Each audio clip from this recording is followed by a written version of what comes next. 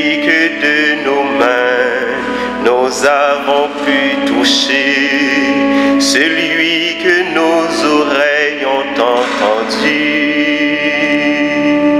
celui que dans nos cœurs nous avons rencontré. Voilà celui que nous vous annonçons et qui a resplendi sur la terre où nous vivons. Et s'il fallait qu'au plus fort de la nuit, ce monde à bout d'espoir bascule de sommeil, qui surprendra ses rêves endormis pour lui montrer l'aurore annonçant le soleil qui restera debout comme un gardien, qui sera parmi nous, sentinelle du matin, lumière du monde, celle de la terre, soyons pour le monde, visage de l'amour, lumière du monde, Christ est lumière, soyons pour la terre, le reflet de sa lumière au jour le jour.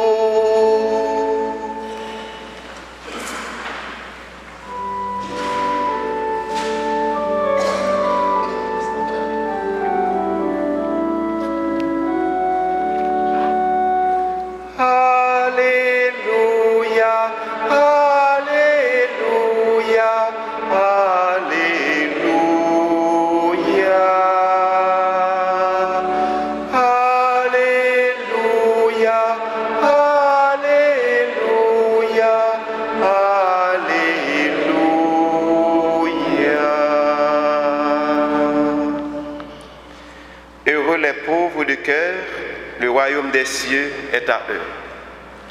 Alléluia, Alléluia, Alléluia,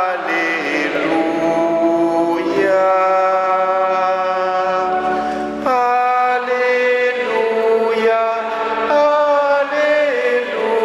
Alléluia, Alléluia.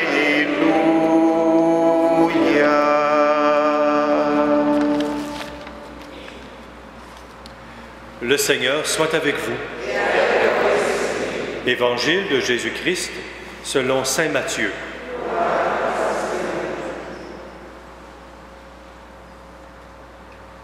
Comme les disciples s'étaient rassemblés autour de Jésus, sur la montagne, il leur disait: « Ne vous faites pas des trésors sur la terre, là où les mythes et la rouille les dévorent, où les voleurs percent les murs pour voler.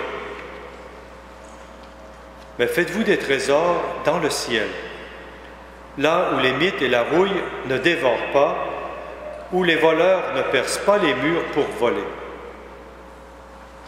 Car là où est ton trésor, là aussi sera ton cœur. La lampe du corps, c'est l'œil. Donc, si ton œil est vraiment clair, ton corps tout entier sera dans la lumière. Mais si ton œil est mauvais, ton corps tout entier sera plongé dans les ténèbres.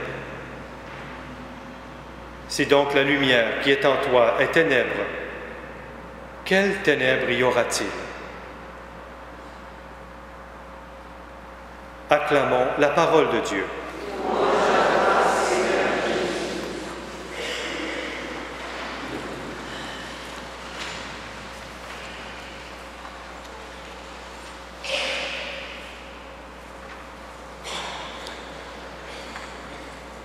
Je ne sais pas si vous avez eu l'occasion au cours des derniers jours de participer à l'Eucharistie quotidienne. Si oui, vous avez probablement entendu ou peut-être même remarqué que l'Évangile commence toujours de la même manière, ces derniers jours, ces dernières semaines. Toujours la même mise en scène. Comme les disciples sont autour de Jésus, sur la montagne, il leur dit, il leur parle. Parfois même, c'est ajouté, il leur parle avec la bouche. C'est évident.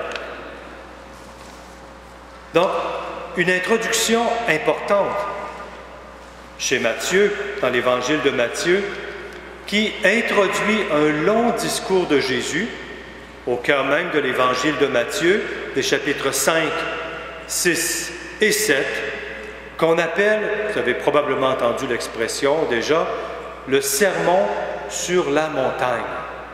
Le sermon sur la montagne. Il est bien possible que Jésus n'a pas fait un long sermon comme ça. Matthieu met ensemble plusieurs enseignements de Jésus sur la montagne. Pourquoi la montagne?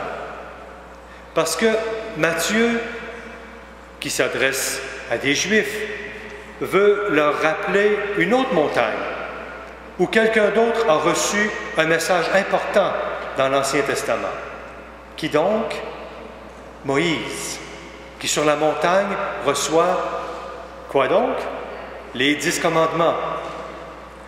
Il y a des gens qui savent, parce que j'ai parlé de ça cette semaine à la messe. Les 10 commandements. Mais maintenant, Jésus, sur la montagne, donne à son tour son enseignement. Et ce n'est pas 10 commandements, c'est le sermon sur la montagne, qui donne un peu l'horizon, le grand horizon, la grande visée de ce à quoi un chrétien, une chrétienne, un disciple de Jésus est appelé. Et c'est très haut, très loin. Jésus dira même, à un moment donné, dans ce sermon, « Soyez parfaits comme votre Père céleste est parfait. » Alors Jésus met la marche très très haute, à la dignité de ce que nous sommes. Le sermon sur la montagne, donc. Un discours qui résume, qui fait ressortir la radicalité nouvelle du message de Jésus. L'exigence radicale de la vie chrétienne.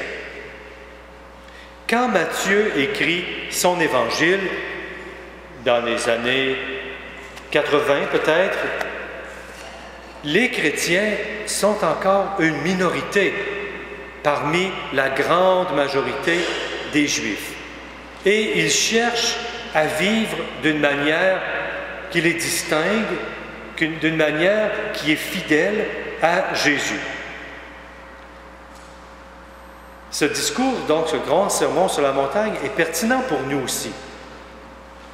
Parce que de plus en plus, on a le sentiment, nous aussi, les chrétiens, les catholiques, d'être une minorité, d'être devenus un petit groupe, dans un ensemble beaucoup plus grand. Un ensemble qui est à la fois une société pluraliste, mais qui est aussi composé d'une grande partie de personnes, de nos contemporains, qui sont tout simplement indifférents aux institutions religieuses.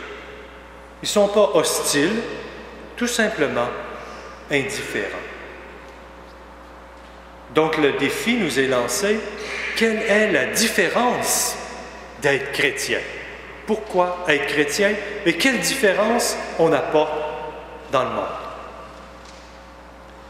Comment vivre en chrétien dans un monde qui à la fois est sécularisé et à la fois est plurireligieux?